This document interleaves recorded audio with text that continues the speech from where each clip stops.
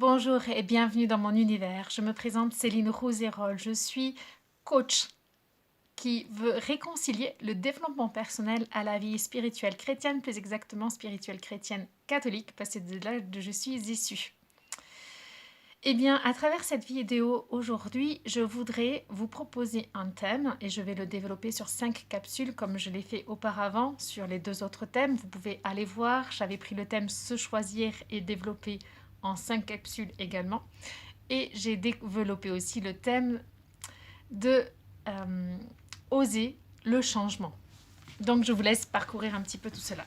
Aujourd'hui, je voulais aborder la question de l'incarnation.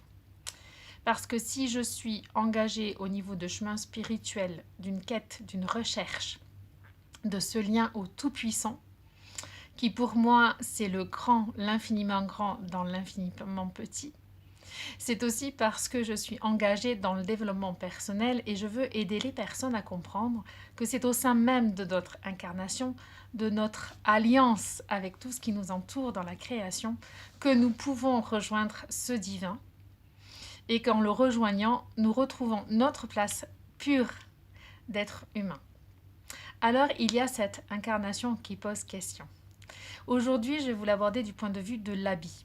Pourquoi? Parce que je vais me baser sur l'expérience de vie monastique et de comment le religieux, lui, se situe avec l'habit et comment nous, en étant dans le monde, parce qu'un religieux se définit hors du monde, et qu'en étant dans le monde, que cela signifie de porter un habit.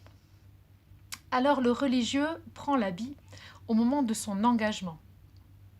C'est une étape qui marque comme une prise de possession de sa nouvelle mission. Alors je n'aime pas le mot mission, mais c'est comme cela moi qu'on me l'avait présenté. On va dire de sa nouvelle manière d'incarner sa place en ce monde. Je partirai, si vous voulez bien, de mon expérience propre. L'habit monastique, l'habit des moines, de ceux qui restent cloîtrés, est en fait un signe d'alliance. Alors, alliance en double terme. Alliance envers le divin, c'est-à-dire quand je revais l'habit, je signifie par cet acte que ce corps dont je suis quelque part propriétaire, en tout cas gestionnaire si vous voulez, que ce corps ne m'appartient pas, qu'il m'a été donné comme un temple où mon esprit, mon âme et mon cœur doivent se développer, rayonner l'amour à travers toutes ses pores. Revêtir l'habit, c'est quelque part faire le choix de dire je prends acte que ce corps n'est pas à moi, je vais en prendre soin car c'est à travers lui que je dois témoigner de ma foi. Donc il y a ce rapport du haut vers le bas si vous voulez l'imaginer ainsi. Mais il y a aussi une appartenance. Quand je revêts un habit, j'appartiens à une communauté de cœur et les personnes qui vivent en communauté avec moi ont le même habit. Les dominicains, si vous pouvez regarder sur internet, donc les frères et sœurs de Saint-Dominique, autrement appelés ordre des prêcheurs, ils ont cet habit blanc. L'habit en tant que tel aussi signifie quel choix nous faisons, quelle orientation spirituelle nous prenons. Là, je vous laisse regarder chez les franciscains, par exemple, l'habit est marron. Alors pourquoi il est marron et pourquoi quelque part Saint-Dominique, il serait blanc, lui? Alors c'est pas réellement un choix de couleur, c'est qu'à l'époque du Moyen-Âge, la couleur, c'était simplement la texture elle-même de l'habit. Pour Saint-François, c'était une récupération des anciens habits, donc c'était plutôt un patchwork, on va dire, d'habits usés. Donc c'est vrai que la couleur était quand même du coup terne. Et ensuite, pour le vêtement de Saint-Dominique qui est de la même époque et pourtant qui est blanc aujourd'hui, c'est tout simplement que c'était un vêtement de laine qui devait faire l'été et l'hiver. Et l'époque voulait que la laine on représente blanche aujourd'hui n'était pas blanche en fait à l'époque. Mais ceci étant dit, une fois qu'on prend l'aspect cru du vêtement, c'était aussi pour signifier qu'on appartenait à une famille.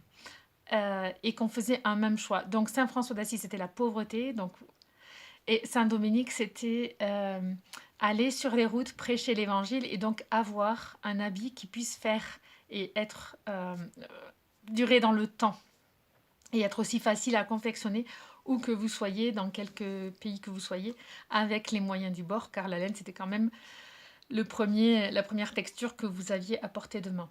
Donc cet habit était une signification à l'horizontale. On parlait de la verticale tout à l'heure, du divin. Le corps n'est pas à nous, on le revêt, on en prend soin.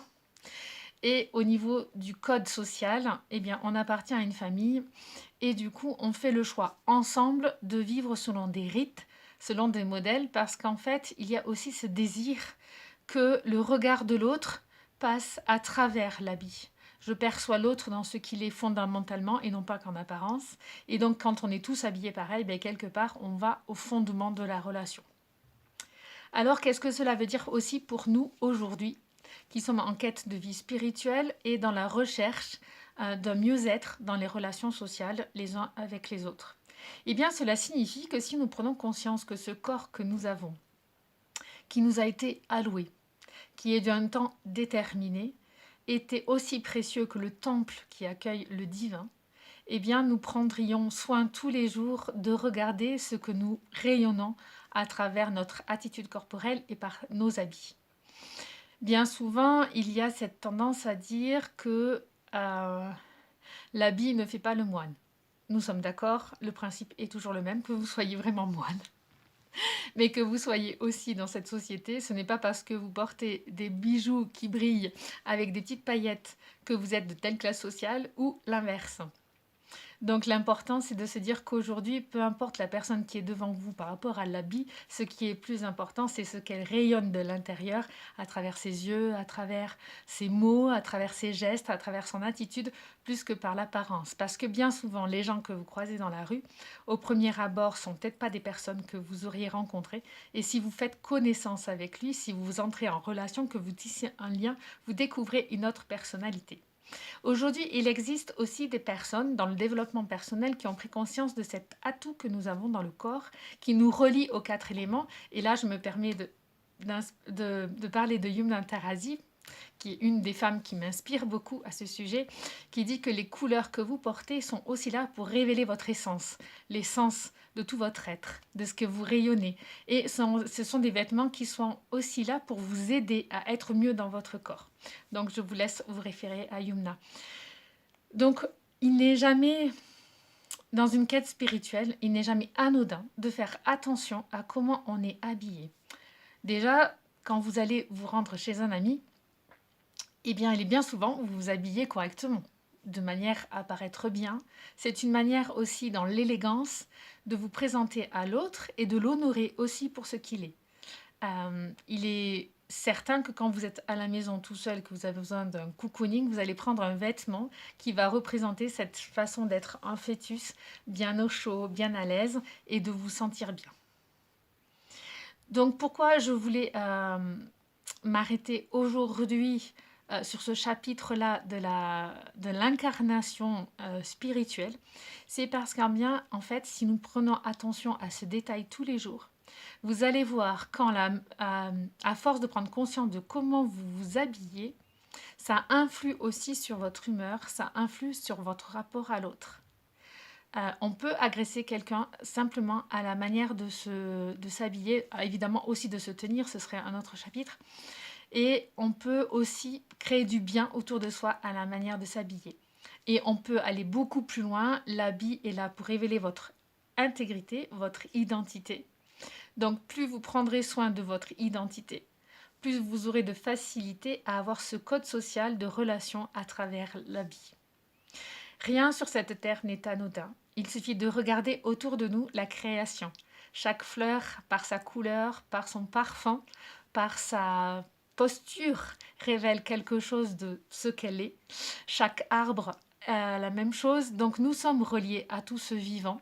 Donc si une fleur vous inspire, peut-être que ce n'est pas anodin. Peut-être qu'elle peut vous inspirer sur quelle personne vous voulez rayonner, ce que vous voulez rayonner. Nous avons cette capacité à créer des interférences vibratoires avec ce qui nous entoure.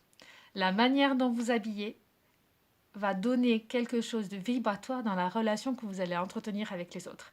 Donc prenez-en soin, car vous êtes le temple sacré du divin et il revient de votre incarnation de rendre témoignage de ce que vous voulez dire et proclamer autour de vous pour que le monde soit à l'image de ce que vous espérez pour demain.